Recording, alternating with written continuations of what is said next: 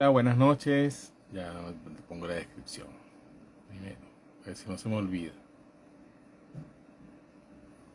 Listo. Buenas noches, mi nombre es Elvis Canino, para quienes no me conocen y para quienes sí, igual vale la presentación. Este espacio, el de los lunes, una taza de esperanza.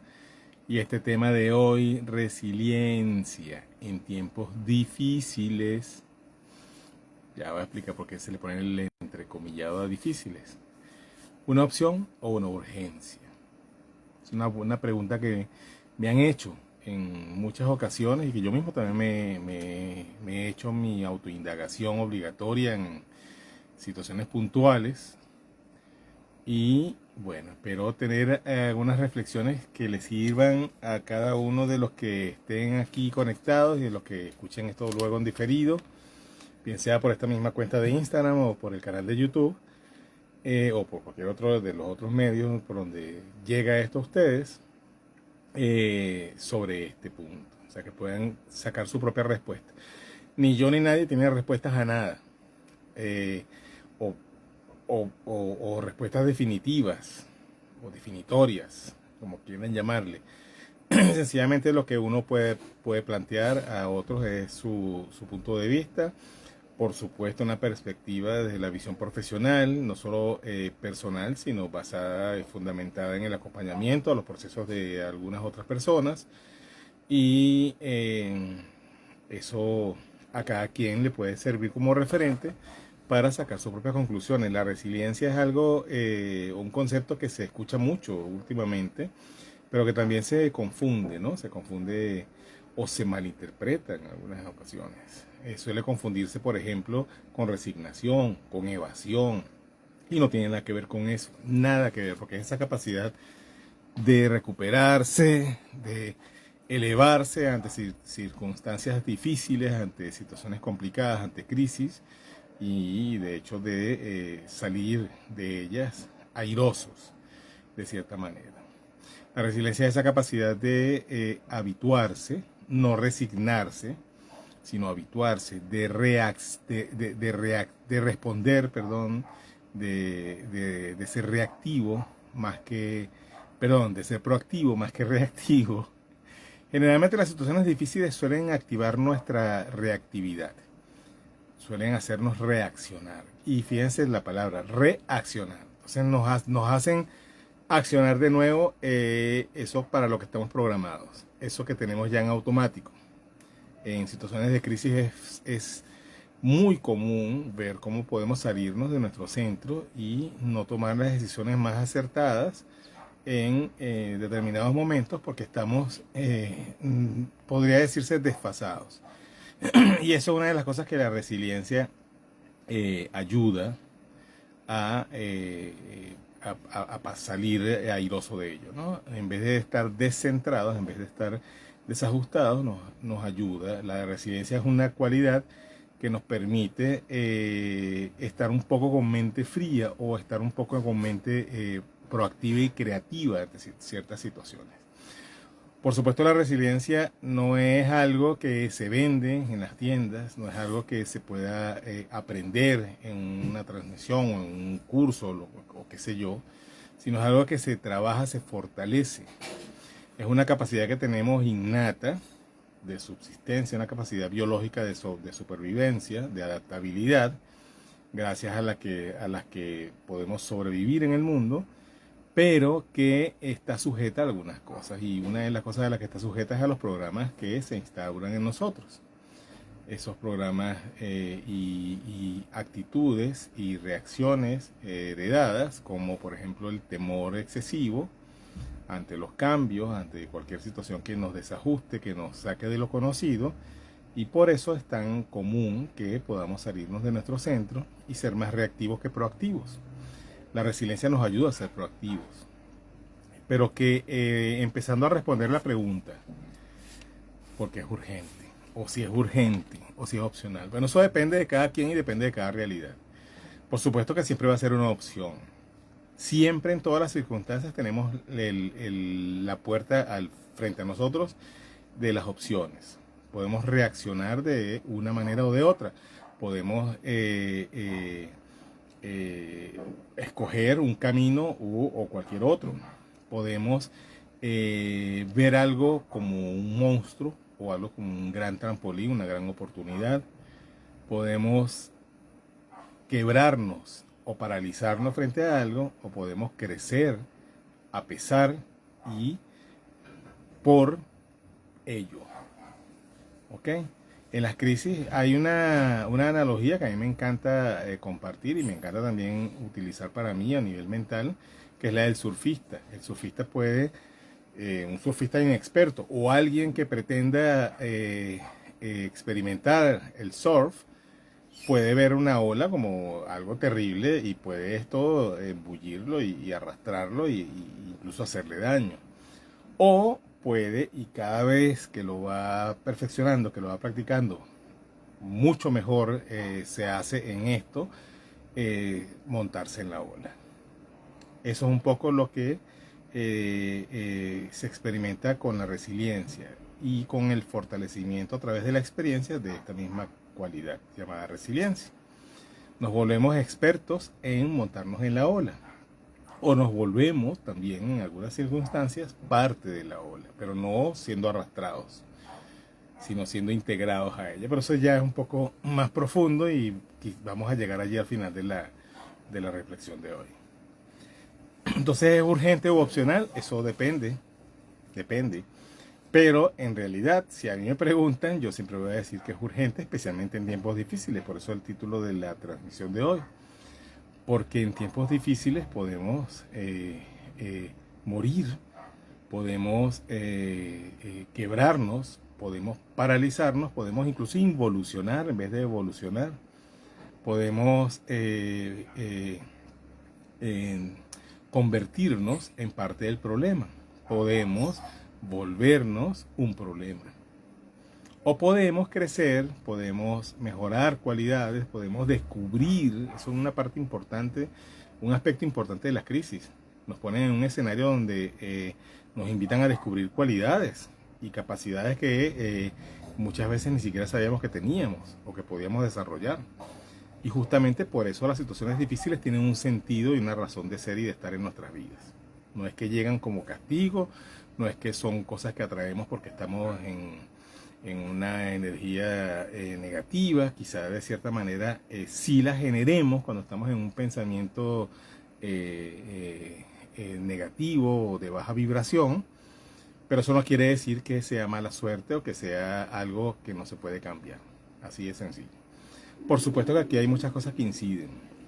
Una es, que ya lo hemos hablado en transmisiones anteriores, la manera en que nos expresamos y verbalizamos ante las situaciones. Una de las maneras de perpetuar un programa destructivo, un programa paralizante, es verbalizarlo, es repetirlo como una certeza. Lo vemos mucho en situaciones difíciles, que como algunas veces nos sorprendemos nosotros mismos reaccionando, autoetiquetándonos de ser incapaces de poder salir airosos de la situación, de poder sobrevivir o superar alguna situación, o peor aún, culpando a determinados factores externos, a un ambiente, a un lugar, ciudad, país, casa, edificio, sector, lo que sea, persona, situación de nuestra mala racha, de nuestra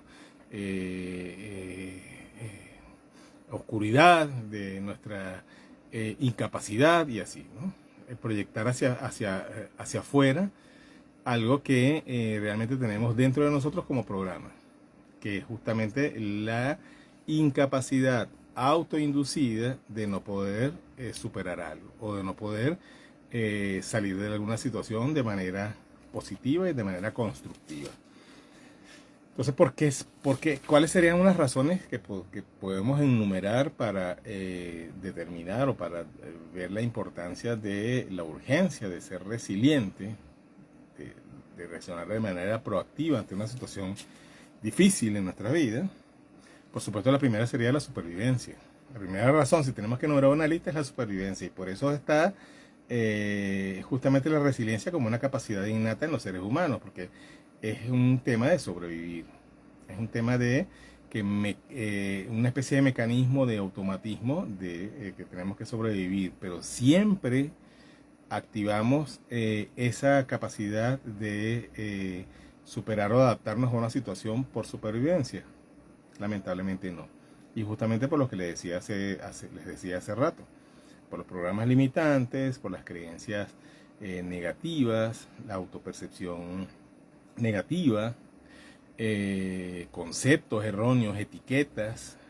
Quienes me conocen saben mi conflicto con las etiquetas, y justamente una de las razones es esta. Son una de las cosas más castrantes que existe en el mundo, son las etiquetas, y lamentablemente estamos en una sociedad y crecemos y nos educamos en un sistema educativo bastante erróneo y bastante obsoleto, que es experto en etiquetar, que es no solamente en etiquetar, sino en convencernos de la certeza de esas etiquetas. Las calificaciones, por ejemplo, son una manera absolutamente errónea y negativa de decir cuánto está capacitado alguien en cuanto a algo, cuando lo que se está evaluando es el momento, y según eso se está dando una etiqueta, un calificativo a la persona. Entonces, ya por ahí estamos, y eso es un poco para ver el panorama del origen de muchos de estos programas, que a veces, a veces no, siempre están allí en nosotros de manera inconsciente, pero generalmente, prácticamente todo el tiempo, o en todos los casos, es muy difícil reconocer el origen. Casi siempre estas etiquetas están tan profundamente arraigadas que las repetimos o las creemos como una certeza, como algo que es sencillamente la verdad, intransferible incluso. El bienestar, tanto físico como psicológico, por supuesto, es una razón fundamental para desarrollar la resiliencia. Por supuesto, más que la supervivencia, no solamente se trata de sobrevivir, también lo ideal sería estar bien. Bienestar, como el mismo término lo dice, lo expresa literalmente, en su contexto, es estar bien. Y estar bien, por supuesto, es algo muy subjetivo, pero en estar bien siempre va a estar implícito cosas que nos hagan sentirnos en paz, nos hagan nos incluya el sentirnos de manera grata. Estar bien, estar positivo, estar creciendo, estar evolucionando. Todo eso está implícito en el bienestar. Sentirnos bien, respirar bien, que nuestro cuerpo tenga energía, que nuestra mente se sienta fresca, esté despejada, que todos nuestros sentidos estén lo más operativos posible. Iba a decir al 100%, pero por supuesto que el tiempo los degrada. Por mucho que nos cuidemos, hay un envejecimiento del cuerpo que es inevitable. Pero el bienestar incluye el funcionamiento perfecto de nuestro organismo, de toda nuestra fisiología. Y por supuesto de nuestro entorno. Es muy difícil hablar de bienestar en entornos tóxicos, en entornos destructivos, pero aclaro, no es lo que decía hace rato de que el entorno es el que tiene la culpa, porque justamente la resiliencia nos permite construir y desarrollar nuestras potencialidades y generar un estado de bienestar a pesar de cualquier situación externa. O nos permite trascender de una situación errónea, de una situación, de un entorno tóxico, de manera creativa, de manera evolutiva, alineado eso a nuestro propio crecimiento personal, que está implícito en la práctica de la resiliencia. El desarrollo personal y el crecimiento, que son parte, por supuesto, de las metas de cualquier persona, de cualquier persona cuerda y lúcida, de cualquier sociedad también deberían ser las metas, porque bueno, ya sabemos que nuestro mundo es bastante extraño y complicado en ese sentido. Estamos en una sociedad donde el crecimiento y el desarrollo personal parecieran estar en las últimas filas de la sala de la función. En las primeras hay otras prioridades para nuestra sociedad, nuestro esquema, por lo menos en el mundo occidental, como el progreso, los títulos, los éxitos y qué sé yo. La lista sería interminable, de cosas que ponemos por delante. Y eso, así como es afuera, es adentro. Entonces, como es la sociedad, y como estamos programados también por esa misma sociedad, solemos hacer nuestra lista de la misma manera. Entonces ponemos muchas cosas por delante de lo que debería ser nuestra prioridad, que es nuestro crecimiento personal y nuestro bienestar emocional y físico. Por eso no nos sorprende, en mi trabajo lo veo todo el tiempo, como muchas veces el lograr todas estas cosas que solemos poner en primera fila, porque la sociedad las tiene calificadas como prioridad, nos lleva a que al tener en última fila lo que realmente es fundamental, como nuestro bienestar, muchas personas pierden su salud, tanto física como mental y obviamente espiritual, porque los aspectos espirituales también son importantes. Resalto y destaco allí. La integración al mundo, integración a la sociedad, integración a nuestro entorno. Eso también es una de las razones por las que es importante y urgente en momentos difíciles desarrollar una actitud proactiva y la resiliencia. Entonces la resiliencia es fundamental para muchas cosas que tienen que ver con nuestra supervivencia y nuestro estar en este mundo de manera plena y que valga la pena o que valga el placer, como prefiero referirme yo a ello. ¿Cómo desarrollaríamos entonces esta resiliencia que nos ayudaría a potenciar todos estos puntos o a ponerlos en su respectivo lugar? Primero que nada, aceptar. La aceptación es fundamental en cualquier decisión de cambio, de actitud, de hábito, de lo que sea, en cualquier decisión de sanar, en cualquier decisión de mejorar algo, siempre el primer paso se da en la puerta de la aceptación. No hay nada que se pueda modificar en nuestras vidas si no hay una previa aceptación de que algo está necesitando esa corrección. Ejemplo más común, las adicciones. Nadie supera una adicción si no ha aceptado que es adicto. Por eso vemos que hay muchas veces personas con problemas de alcohol o drogas suelen buscar ayuda solamente cuando ya han pisado a fondo y están en una encrucijada, muchas veces incluso cuando ya han perdido cosas. Y cosas me refiero a incluso a su familia en algunas situaciones. ¿Ok? Entonces, la aceptación a veces llega, es cuando ya el barco está hundido o hundiéndose. La aceptación, pero la aceptación es impostergable. O sea, no se puede hacer ninguna transición hacia una mejora si no se pasa por la puerta de la aceptación. Cualquier cosa que ignore esa puerta no es un proceso o no es un verdadero proceso consciente de modificación de una conducta. Así de sencillo. O sencillamente es una situación de autoengaño, una situación de engaño a los demás, una situación de conveniencia, incluso de manipulación podría ser, pero todo cambio tiene que pasar por la puerta de la aceptación. Por lo tanto, siempre hay que empezar con un inventario. Obviamente, en algunas situaciones muy críticas, las personas no pasan por la fase inventarial porque ya una crisis, como dije hace un momentito, les ha dejado una situación de mucha vulnerabilidad y donde no hay de otra. Entonces hay una aceptación por obligatoriedad. Esto no es que está mal. De hecho, esto muchas veces es el verdadero origen de un proceso de toma de conciencia y de mejora. El único origen. Pero no siempre hay que llegar allí. No siempre hay que llegar, como dicen los chamanes, no siempre hay que descender al fondo del infierno para buscar la luz. Muchas veces con asomarnos a la oscuridad, a nuestra oscuridad, es suficiente para decidir dar un paso en positivo hacia nuestra mejora y nuestra toma de conciencia y por supuesto nuestro crecimiento. Pero sin la aceptación no hay más nada. Es el paso que no se puede obviar.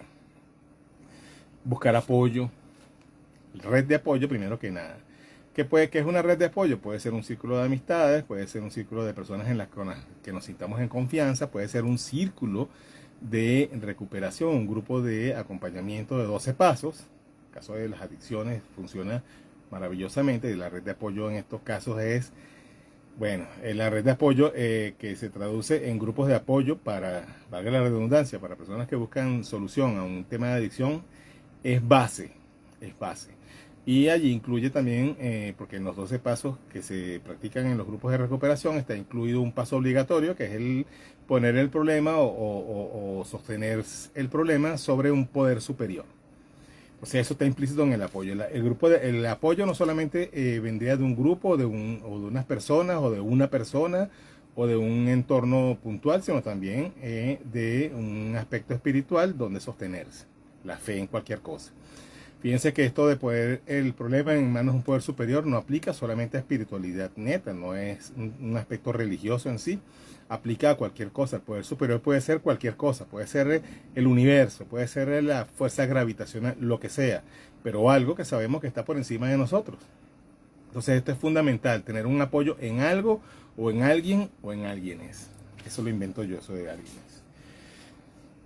La autoestima, fundamental, fundamental en cualquier superación de circunstancia negativa o disruptiva, paralizante incluso. La autoestima siempre va a ser clave, siempre va a ser base. El cuánto nos apreciemos a nosotros, el cuánto nos respetemos a nosotros, va a ser directamente siempre proporcional a el avance que se pueda lograr en la búsqueda de una superación, de cualquier superación de una situación difícil.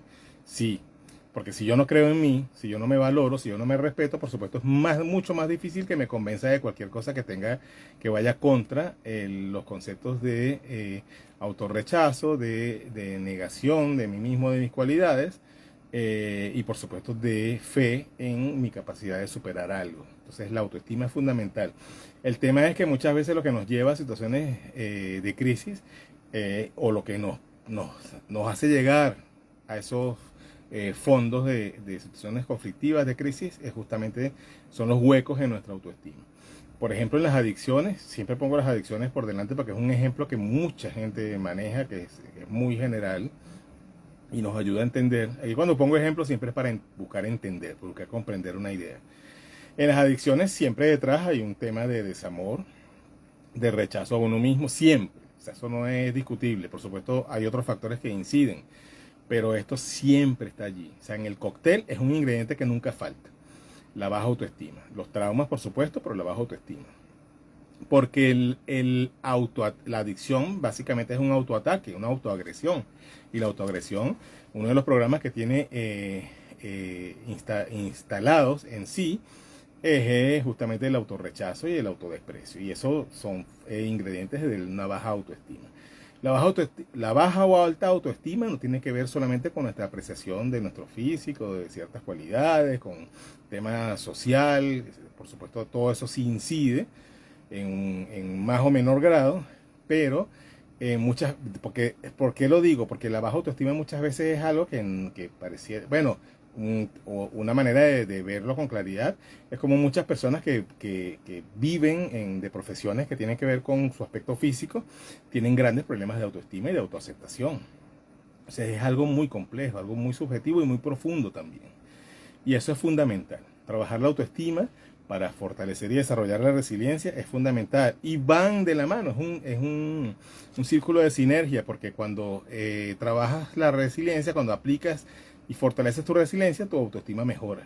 Nada es más poderoso que la autoestima de alguien cuando ha superado una situación difícil, cuando se ha tenido que reinventar. Obviamente eso no es el fin, eso no es el todo, eso no es que una crisis ya nos pone en un nivel de maestría. Dependiera, ¿no? También es algo muy subjetivo. Pero sí nos pone en un nivel de maestría en cuanto a eso que hemos superado. Una maestría quizá que también se podría medir en ciertos niveles, pero lo que sí es que cuando superamos una crisis muy profunda, quien sale de ella no es el mismo que quien entró. Eso pregúntenselo a alguien que haya tenido una recuperación de adicción, alguien que haya superado una ruptura de cualquier tipo, migración, divorcio, quiebra económica, superación de una enfermedad terminal. Quien entra es una persona y quien sale es otra.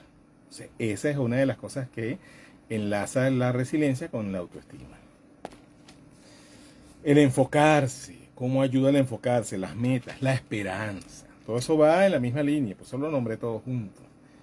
el enfocarse. Las metas son fundamentales. Las metas, pero las metas, aquí vamos a aclararlo bien, ¿no? Las metas, no estamos hablando de grandes metas, que por supuesto que también son importantes. Hablamos de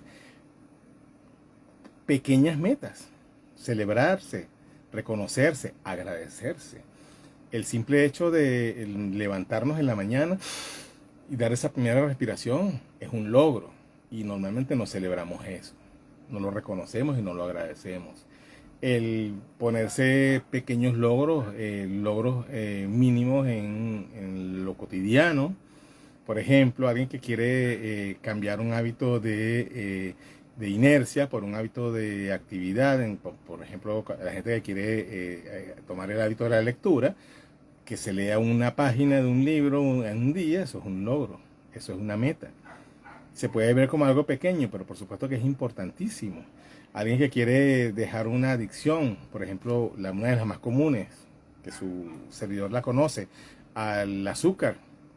Entonces, un café que te tomes al día sin azúcar siempre va a ayudar, siempre va a ser un avance en una corrección de una conducta que nos genera problemas, por ejemplo, el mal humor permanente. Un momento de proactividad y de reacción positiva ante una situación ya es un logro, tiene que celebrarse como tal y así, porque generalmente también nos solemos poner metas enormes y siempre viendo hacia lo más grande, que no está mal. Yo soy un defensor y un practicante de las metas al nivel de la luna, del sol y más allá. Por supuesto que sí, eso es maravilloso, apuntar bien lejos para que donde llegue haya satisfacción, pero también creo, defiendo y promuevo y por supuesto practico las pequeñas metas porque sé que lo importante que son. De hecho, en el cambio de hábito, en cualquier cambio de hábito, las pequeñas metas son la mejor manera de adaptabilidad y de autoconfianza. La gratitud, ya que hablamos de las metas y de visionar, la gratitud es fundamental. Pero la gratitud yo no me refiero, aunque también es parte de ello, por supuesto, a decir gracias, a la palabra gracias, a ser agradecido. Bueno, eso está bien, es hermoso. La gratitud me refiero al sentimiento, a la gratitud como estado del ser, como estado del alma. ¿Saben qué? ¿Quieren ver la gratitud como estado del ser, como estado del alma? Observen a los niños, apreciando su cuerpo en un espejo, por ejemplo, o jugando, o experimentando con cosas. Viven en un permanente estado de gratitud. Y eso no quiere decir que no tengan frustraciones, que no tengan malos días, malos momentos. Por supuesto, todo eso es parte de la vida. Pero la gratitud es un estado que se experimenta, es un estado del ser. Y es un estado que cuando se empieza a experimentar y se hace parte de la vida cotidiana, nos ayuda a vibrar alto. Y alta vibración siempre nos conduce y nos mantiene cerca y hacia las cosas que queremos y que nos benefician, que nos convienen. Y nos alejan o nos hacen ver, detectar las cosas que no nos convienen y que nos hacen involucionar o nos paralizan. Mientras más alto vibremos, y esa es una transmisión que se va a hacer pronto solamente de eso, como elevar nuestra vibración, porque siempre me lo preguntan y por supuesto a mis pacientes y a las personas que me solicitan apoyo en algunas situaciones suelo enfocarme en ayudarlas a lograrlo como parte de la entrada a cualquier proceso de toma de conciencia, porque es fundamental. Vibrar alto es fundamental. Albert Einstein, que no es cualquier mente, no es cualquier persona, en cuanto a citarlo, decía algo fundamental con respecto a esto. Decía que ningún problema se puede resolver en el mismo nivel mental que lo creó. Esto es un poco a lo que me refiero con vibrar alto. Generalmente los problemas, las crisis se crean en niveles de vibración mental y energética y espiritual bajos. Las soluciones se generan siempre en un estado superior se deberían generar en un estado superior al que creó el problema, al que creó el conflicto. Y por eso es importantísimo aprender a vibrar alto y aprender a elevar siempre nuestra vibración y a mantenernos en ese alto estado de vibración. Adelanto, ya hoy no es la transmisión sobre elevar nuestro estado vibracional, pero una manera, ya lo adelanto, es la gratitud, el estado de gratitud. No gracias, de nada, servido, no. Gracias, gracias. sea, la gratitud sentida, la gratitud vivenciada, la gratitud como mi manera de conectar con la vida. El cuidar la salud física, mental y espiritual es fundamental. Si se quiere conectar con la resiliencia, si se quiere desarrollar la resiliencia, debe haber obligatoriamente autocuidado. O sea, el autocuidado no se puede desligar de un estado resiliente. ¿Qué es el autocuidado? No solamente es cuidar mi cuerpo, alimentarme sano, hacer ejercicio, eso por supuesto es parte también. Es respetarme. ¿Qué permito a mi alrededor? ¿Qué entorno permito? ¿Qué tipo de comentarios acepto? Y acepto me refiero a integrar y a internalizar. ¿Qué tipo de retroalimentación acepto? Ojo, no hablo de evadir. No es que entonces el mundo es malo, yo soy bueno y yo me elevo en las alturas y vuelo sobre una nube. No, no es eso. Es sencillo, porque estamos hablando de elevación de la frecuencia vibratoria, no de santidad ni nada de eso. Es a qué le doy poder y a qué le quito poder sobre mí. Nuestro entorno puede destruirnos o ayudarnos a construirnos o ayudarnos a evolucionar. Y me refiero a entornos degradantes, tóxicos, discordantes. Bueno, son caldos de cultivo de la evolución humana. En entornos cómodos, rara vez evolucionamos. Por eso las crisis son necesarias e indispensables en nuestras vidas. Las crisis son más grandes maestras. Las más grandes maestras son las crisis. Todas. Una adicción, gracias maestra. Un divorcio, gracias maestro. Desempleo, gracias maestro, desempleo, porque a lo mejor ese es el origen, el inicio de el descubrir y potenciar mis dones. Una quiebra económica, gracias maestra, porque posiblemente eso me está enseñando a realmente valorar lo que realmente es importante en la vida. Una depresión, por supuesto, se busca ayuda, se sostiene sobre algo, se busca superar, y gracias maestra, porque seguramente allí me descubrí, me encontré. Siempre le digo eso a mis pacientes, para encontrarse hay que perderse. Entonces las crisis son eso. Por eso las crisis son el motor, el combustible de cualquier proceso evolutivo. Por eso es que la resiliencia es tan importante. Entonces, ya en vez de culpar a las situaciones, que este país, que este continente, que esta familia, que esta, por supuesto, porque aquí hay un punto también importante. La vulnerabilidad es un derecho del ser. Yo puedo quebrar en un momento de crisis, puedo rabiar, puedo golpear el suelo, puedo maldecir las cosas. Eso es humano. El problema no es eso, el problema es quedarse allí. Porque quedarse allí nos impide ver el potencial maestro que tiene esta persona, situación, circunstancia, problema, entorno, lo que sea en nuestra vida, para potenciar nuestra la mejor parte de nosotros, que tiene que florecer allí. No en vano, porque como es afuera es adentro, como es arriba es abajo. La semilla no germina en la luz, germina en la oscuridad. La semilla no germina en la luz. Si usted saca la semilla del fondo de la tierra, hasta ahí llegó. Posiblemente brota y todo, pero no es la germinación necesaria. Tiene que darse en la oscuridad. Tiene que darse en ese entorno oscuro, lúgubre. Allí donde crece. Entonces, por eso Carl Jung siempre lo enfatizaba, que no es contemplando la luz donde se ilumina el ser humano. Es contemplando la oscuridad, la propia oscuridad, donde se ilumina. Y ahí iluminar podemos allí incluir muchas cosas: tomar conciencia, crecer, evolucionar, desaprender. El ser humano, y vamos a hablar de todo, porque aquí podemos hablar del ser individual, del ser la pareja, del ser la familia, del ser la sociedad, el país, lo que sea. Entonces,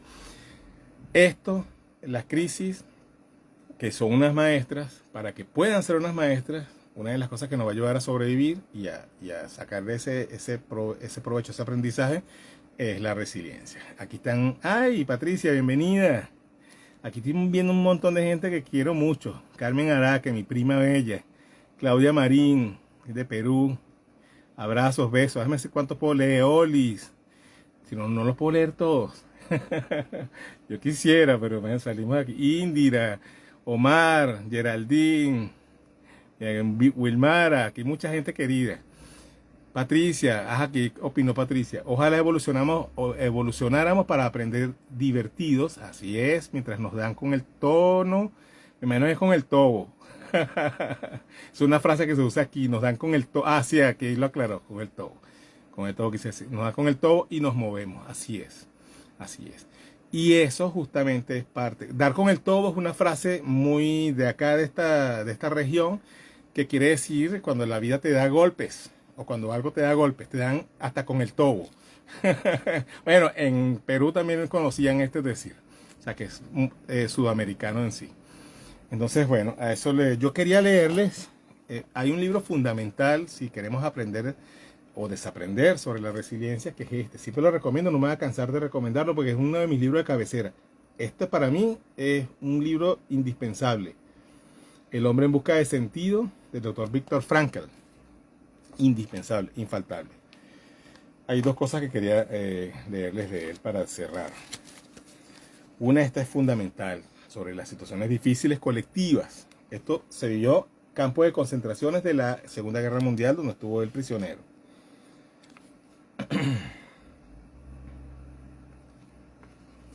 Ya va. Aquí está. Los supervivientes de los campos de concentración aún recordamos a algunos hombres que visitaban los barracones, consolando a los demás y ofreciéndoles su único mendrugo de pan. Quizá no fuesen muchos, pero esos pocos representaban una muestra irrefutable de que al hombre se le puede arrebatar todo salvo una cosa: la última de las libertades humanas, la elección de la actitud personal que debe adoptar frente al destino para decidir su propio camino. Mejor manera de cerrar que esa no hay. Y este que es un extracto personalísimo del doctor Frankl. Noté que empezaba a deprimirme sobre él mismo en el campo. El hecho de sentirme afectado día y noche, casi exclusivamente por estos asuntos tan triviales. Me obligué a pensar en otras cosas. De repente me imaginé a mí mismo de pie. Recordemos que esto lo está diciendo alguien que estaba en un campo de concentración nazi. De repente me imaginé como prisionero. Me imaginé a mí mismo de pie en el estrado de un salón de conferencias bien iluminado, agradable y cálido. Frente a mí, un atento auditorio sentado en cómodas butacas tapizadas. Dictaba una conferencia sobre la psicología de los campos de concentración. Al relatar y delimitar los acontecimientos desde un ángulo científico, se objetivaban. Lo que hacía un momento me oprimía,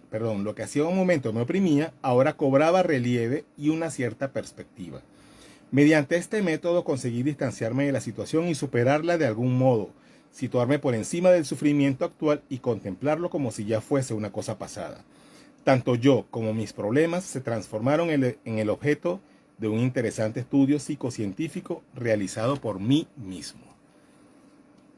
Si usted está pasando por una situación muy difícil, que cree que no puede salir de ella, haga esto que hacía el doctor Frankl, que de hecho esto que hacía él fue lo que terminó haciendo después que salió. Visualícese en su mente, que esa es su libertad única, que nadie ni nada le puede arrebatar. Visualícese haciendo eso que realmente quisiera hacer. Que quisiera hacer después de pasar por esta situación. Ayudar, ser feliz, estar con alguien, estar en algún lugar. Cree esa imagen con mucho detalle en su mente. Póngale olores, póngale sensaciones, póngale sentir. Y refúgiese en ella. Cada vez que sienta que la situación le está aplastando, acuda a esta imagen, busque un lugar tranquilo, cierre sus ojos, respire, conecte con la gratitud, que le va a ayudar también a crear esa sensación, y en esa imagen manténgase el tiempo que pueda. Eso no es evadir, eso es una manera de protegerse de que esa nube, esa oscuridad, cual sea, destruya esa esencia, esa libertad que es parte de usted, parte esencial de usted. Si usted está en Venezuela, en Perú, en España, en Alemania, en cualquier parte del planeta, y está viviendo una situación complicada, difícil, cree una situación dentro de usted ideal para después de lo que sea que esté viviendo, entre en ella cada vez que necesite refugio. Busque consuelo en ello, sosténgase sobre algo. La espiritualidad no tiene que ver con religiones. La espiritualidad más espiritual es abrazar un árbol que ir a una iglesia. Yo respeto a quienes van a la iglesia, pero lo otro es más conectivo. De hecho, cuando usted abraza un árbol, escucha su propia respiración y sus propios latidos, si se lo permite. Entonces, cualquier espacio, si es la iglesia, cualquier espacio que le conecte con esa espiritualidad interior, también debe estar en la lista de cosas a tener como prioridad. Un norte, una meta, un fin, eso es allí, como una luz al final del túnel, siempre. No me crea, póngalo en práctica y va a ir viendo a medida que lo vaya poniendo en práctica, lo vaya ejecutando en su vida, cómo todo empieza a cobrar sentido y cómo de repente cosas que parecían que eran irresolubles empieza a conseguirse solución. Esa es una manera de elevar su frecuencia vibratoria y por lo tanto de, como decía Albert Einstein, poder encontrar ese nivel mental que le permita dar una solución. Los problemas se dan en un nivel de caos. La solución siempre está en un nivel superior en cualquier grado que usted logre poder desarrollar su conexión con ello. Eso es una cosa que se practica, eso es como un músculo, una cosa que se fortalece, pero siempre ayuda. No lo digo yo, aquí tenemos un gran referente, pero también a mí me consta personal y profesionalmente.